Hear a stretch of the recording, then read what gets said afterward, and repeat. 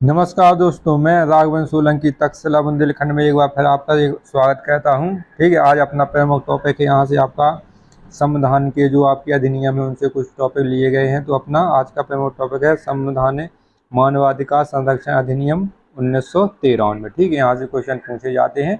और जो भी हमारे चैनल पर पहली बार आप व्याधि देख रहे हैं तो हमारे चैनल को सब्सक्राइब जरूर कर लें, लाइक करें और अपने मित्रों को शेयर करें। ठीक है, यहाँ से जो अपना टॉपिक है यहाँ से आपके अधिनियम है।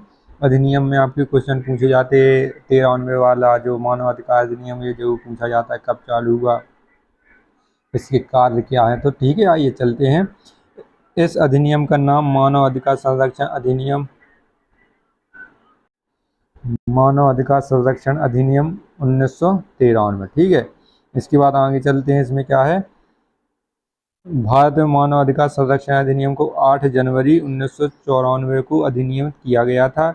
इसे 28 सितंबर 1993 को लागू किया गया था। ठीक है, इसको लागू कब किया गया था? 28 दिसंबर 1993 को। लेकिन इसको अधिनियम में कब पारित किया गया था? 1994 को। इसको अधिनियमित मतलब सरकार के द्वारा इसको अधिनियम के रूप में लागू किया गया था। और इसको 28 दिसंबर 1993 को पहले इसको लागू कर दिया, फिर उसको अधिनियम बना दिया कि हाँ इससे कुछ सफलता मिलती है, इससे लाभ होगा संपूर्ण ये आपका संपूर्ण भारत में आपका ये होता है। इसमें अगर कोई ह्यूमन राइट है या कोई मानव के साथ दुर्व्यवहार कहता है तो ये आपको संपूर्ण भारत में कहीं भी हो तो उसका आपको इसका प्रभाव पूरे संपूर्ण भारत में रहता है। ठीक है, अधिनियम 28 सितंबर 1993 को लागू हुआ। मानव अधिकार संरक्षण अधिनियम में 8 अध्याय हैं और कुल 43 धाराएं। ये नहीं पूछी जाती हैं तो आप लोगों को केवल बस याद रखना है इन चीज़ों पे। ठीक है, इसमें क्या है, मानव अधिकारों की सार्वभौमिक घोषणा, भाषा की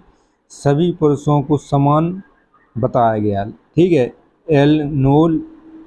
एलेनोर रूजवेल्ट का पसंदीदा वाक्य था। ठीक है, इसमें आपको सभी पुरुषों की जगह सभी मनुष्य कर दिया गया है। ठीक है, सभी मनुष्यों को समान बनाया गया है। बदलने के लिए इसे हंसा मेहता इसके जिम्मेदार है। इसने जो सभी पुरुष थे, इसमें आपके पुरुष जाति का ज़्यादा उत्साह था, इसमें बढ़ावा दिया गया था। तो इसमें इसमें मनुष्य कह दिया तो इसमें मनुष्य में स्त्री भी आ जाएगी, पुरुष भी आ जाएगी। तो इसमें किसने किया था? हंसा मेहता ने। कभी कभी ये पूछ लिया जाता है, ये आपके आपके पुलिस वाले टॉपिक है, पुलिस में ज़्यादातर पूछे जाते हैं। ठीक है, इसकी अधिनियम की डेट या लागू कब हुए थे सब परीक्षा में पूछा जाता है। लेकिन इनकी डिटेल में ये जैसे यूपी पुलिस, यूपी एसआई हो गया, जितने भी आपके दरोगा वाले जो सेना वाले हैं तो उसमें अधिनियम ये ज़्यादा पूछा जाता है। ठीक है, तो जिसका भी आपका जो सेना वाला हो, यूपी पुलिस री एग्जाम हो या दरोगा वाला हो तो उसको अपन को जरूर पढ़ना है यहाँ से विस्तार से। राष्ट्रीय मानव अधिकार आयोग का गठन। ठीक है, गठन कैसे होता है इसका? धारा 3 में बताया गया था। कितनी? 43 धारा हैं और अपनी 8 अध्याय हैं। तो उसमें धारा 3 में बताया गया था राष्ट्रीय मानव अधिकार आयोग की स्थापना 1993 में की गई थी। ये तो अपन ने पढ़ लिया। देखा यूपीएसआई 15 नवंबर 21 जो आपका हुआ था 21 में, उसमें पूछा गया केंद्रीय सरकार राष्ट्रीय मानव अधिकार आयोग का गठन करेगी। कौन करेगी? केंद्रीय सरकार। ठीक है, अपनी जो राज्य सरकार है वो राज्य आयोग का गठन करेगी, केंद्रीय सरकार राष्ट्रीय मानव आयोग का गठन करेगी। इसमें कौन कौन होंगे? एक अध्यक्ष होगा जो उच्चतम न्यायालय का मुख्य न्यायाधीश या कोई न्यायाधीश होगा। इसमें पहले क्या था कि उच्चतम न्यायालय का जो रिटायर्ड मुख्य न्यायाधीश है वही इसका अध्यक्ष जो सदस्य होगा। लेकिन अब क्या है, मुख्य न्यायाधीश या कोई न्यायाधीश हो सकता है। ठीक है, आपके मुख्य न्यायाधीश होते हैं, उसके साथ आपके 33 और प्लस एक मुख्य न्यायाधीश होता है, 33 इसमें अन्य न्यायाधीश होते हैं। तो उसमें भी से 33 में से भी अब लिया जा सकता है। ठीक है, अपन को ये ध्यान रखना है। एक सदस्य जो उच्चतम न्यायालय का न्यायाधीश या रहा हो है या रहा हो। ठीक है, उच्चतम न्यायालय जैसे अपने उच्चतम न्यायालय 25 अपने उच्च न्यायालय हैं, हाई कोर्ट हैं, तो वहाँ से आपके उच्चतम न्यायालय का एक न्यायाधीश है या रहा हो तो एक सदस्य उनमें से लिया जाएगा अपना सुप्रीम कोर्ट से। ठीक है, एक सदस्य जो किसी उच्च न्यायालय हाई कोर्ट का मुख्य न्यायाधीश है या रहा हो। ठीक है या रिटायर्ड हो गया तो उसको भी उसकी नियुक्ति करवाई दी जाएगी मानव अधिकार अधिनियम में।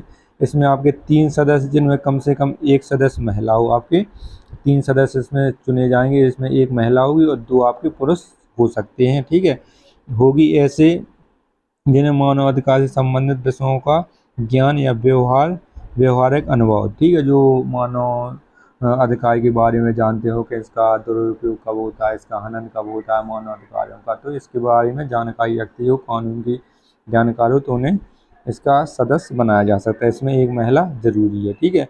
इसके बाद राष्ट्रीय मानव अधिकार आयोग का अध्यक्ष उच्चतम न्यायालय का पूर्व मुख्य न्यायाधीश या उच्चतम न्यायालय का सेवानिवृत्त न्यायाधीश होगा, ठीक है। इसमें क्या है, राष्ट्रीय मानव अधिकार का अध्यक्ष, उच्चतम न्यायालय का मुख्य न्यायाधीश, उच्चतम न्यायालय का अपना मुख्य न्यायाधीश तो होगा ही साथ में, और क्या होगा इसमें, उच्चतम न्यायालय का मुख्य न्यायाधीश या उच्चतम न्यायालय का सेवानिवृत्त, या रिटायर्ड हो गया, सेवानिवृत्त हो गया तो न्यायाधीश वो आपका मुख्य न्यायाधीश हो जाएगा, ठीक है। इसके बाद आगे चलते इन लोगों की पदा अवधि कितनी है इसके बारे में बात करते हैं। इनकी पदा अवधि मतलब इनका कार्यकाल कितना होता है, ठीक है, कि शपथ ग्रहण की तारीख से इनका कार्यकाल कितना होता है। तो अध्यक्ष और सदस्यों की पदावधि धारा किसमें 6 में दी गई है, ठीक है, धारा 6 में दी गई है। अध्यक्ष के रूप में नियुक्त व्यक्ति पद ग्रहण की तारीख से 3 वर्ष या 27 वर्ष जो भी पहले हो तक पद धारण करेगा और पुनः नियुक्ति का पात्र होगा, ठीक है। जैसे आपकी उम्र आपकी 75 वर्ष है, ठीक है, तो आपको इस सदस्य, इस मानव अधिकार का सदस्य बना दिया गया या अध्यक्ष बना दिया गया, तो आप नहीं, सॉरी, आप 65 वर्ष है तो आपको अध्यक्ष बना दिया गया, और लास्ट कहाँ थे 70, तो आप कहाँ थे 65 से 66, 67, 68 तक आप यहाँ पर इसके रहेंगे, ठीक है, क्योंकि 3 साल कहा है, ठीक है। जैसे आप 3 साल के हो जाएंगे तो आपको अपने आप रिटायर्ड कह दिया जाएगा, आपका 3 साल का कार्यकाल समाप्त हो जाएगा। जैसे आप 78 वर्ष में लगे आपकी इसमें सदस्य बने और आपकी आखिरी है 27 वर्ष की, 27 वर्ष में आपको रिटायर्ड कह दिया जाएगा। तो 78 से 69 और 70, ठीक है, आपका 2 वर्ष कार्यकाल रहेगा, क्योंकि 70 वर्ष आपके पूरे हो रहे हैं, ठीक है। जो भी आपका पहले हो जाएगा इसकी वजह से आपको पद से हटा दिया जाएगा और आप इसमें दोबारा चुनने के पात्र होंगे। राष्ट्रीय मानव अधिकार आयोग के सदस्य की सेवा नियुक्ति की आयु 70 वर्ष, इसमें आपके जो अध्यक्ष हैं उनकी भी और जो आपके सदस्य हैं इनकी भी आपकी 70 वर्ष होती है। सदस्य के रूप में नियुक्त व्यक्ति पद ग्रहण की तारीख से 3 वर्ष तक पद धारण करेगा, पुनः नियुक्ति का भी पात्र होगा, परंतु कोई सदस्य अधिनियम 70 वर्ष की आयु तक ही पद धारण करेगा, ठीक है। जो इसमें क्या कहा गया, 3 वर्ष या आपका 70 वर्ष, ठीक है, जो भी आपकी पहले हो जाए, जैसे 3 वर्ष, जैसे 65 में लगी तो आपके 3 वर्ष 78 में हो जाएंगे, रिटायर्ड हो जाएंगे, या आपकी 78 में लगी तो आपके 2 वर्ष कार्य करना पड़ेगा, क्योंकि आपकी 27 वर्ष पूरे हो जाएंगे, तो आपके ये सब जो भी आपकी पहले उम्र हो जाए उसके हिसाब से आपको रिटायरमेंट दे दिया जाएगा, ठीक है। इसके बाद आप इसके दोबारा चुनने के पात्र होंगे, इसको आपको दोबारा से इनको कार्यकाल खत्म होने के बाद दोबारा तुम्हारा कार्यकाल शुरू करके इसमें अगर आपके 62-61 उम्र है तो आपकी दोबारा नियुक्त किया जा सकता है, ठीक है। राष्ट्रीय आयोग की कृत और शक्तियाँ, ठीक है, कृत मतलब इसके कार्य क्या है, उनकी शक्तियाँ कितनी हैं।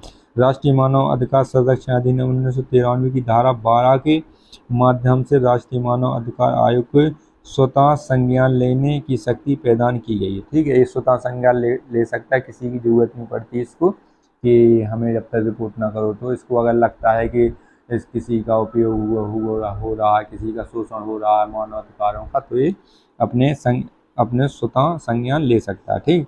आयोग के प्रमुख कृत कितने हैं, 12 में। प्रेरणा से मतलब अपने अनुसार, स्वप्रेरणा से या किसी पीड़ित व्यक्ति द्वारा या उच्च न्यायालय या उच्चतम न्यायालय के आदेश द्वारा उसके सामने प्रस्तुत की गई अर्जी पर मानव अधिकारों का किसी लोक सेवक या अतिक्रमण या दुष्प्रेरण या अपेक्षा की शिकायत के बारे में जांच करेगा, ठीक है। लोक सेवक क्या होता है, आपके CRPC की धारा आपकी 21 में दी गई है, IPC की धारा 21 में लोक सेवक जो आपके सरकारी लाभ प्राप्त गए थे, सरकारी नौकरी, सरकारी मास्टर, सरकारी पुलिस कर्मचारी जितने भी हैं, तो इनको जितने भी सरकारी लाभ उठा रहे हैं उनको लोक सेवक कहा जाता है। मानव अधिकारों का किसी लोक सेवक द्वारा अतिक्रमण या दुष्प्रेरण या उपेक्षा की शिकायत के बारे में जांच करेगा, ठीक है। इसके बाद आता है अगला इनका कार्य क्या है, किसी न्यायालय के समक्ष लंबित कार्रवाई में ठीक है। जैसे किसी न्यायालय में लंबित कार्रवाई थी जिसमें मानवाधिकार के अतिक्रमण का कथन है, उस न्यायालय की अनुमति से हस्तक्षेप करना। ठीक है। जैसे आपका निलंबित है तो वो उससे वो पूछ लेगा कि हम इसमें हस्तक्षेप कर सकते हैं मानवाधिकार, तो वो जिसमें निलंबित है वो सुप्रीम कोर्ट या हाई कोर्ट वो कहेगा हाँ इसमें तुम आप हस्तक्षेप कर सकते हो, तो मानवाधिकार वहाँ हस्तक्षेप कर सकता है। ठीक है। किसी जेल कैदी संस्थान में ये सब है। निराकरण के लिए मानवाधिकारों के क्षेत्र में अनुसंधान करना और उनका संवर्धन करना, समाज के विभिन्न वर्गों के बीच मानवाधिकार अधिकारों संबंधी जानकारी का प्रसार करना। ठीक है। जो विभिन्न वर्ग हैं, जो आपके हाशिए पर जो नीचे वर्ग के लोग हैं उन्हें नहीं पता होता, ज़्यादा शिक्षित नहीं होते, तो उनको जागरूक कराना, पोस्टर चिपकाना, उनको समझाना। ठीक है कि आपके मानवाधिकार क्या है, इसका हनन कैसे होता है, तो यही सब बातें सब। तो आपका ये आज का प्रमुख टॉपिक हो गया है आपका ये। जरूर यूपी पुलिस या यूपी दरोगा या जितने भी आपकी सेना वाली भर्ती इसमें आपके जरूर पूछे जाते हैं। तो ऐसे ही वीडियो देखने के लिए हमारे चैनल को लाइक करें, शेयर करें, सब्सक्राइब करें। जय हिंद दोस्तों।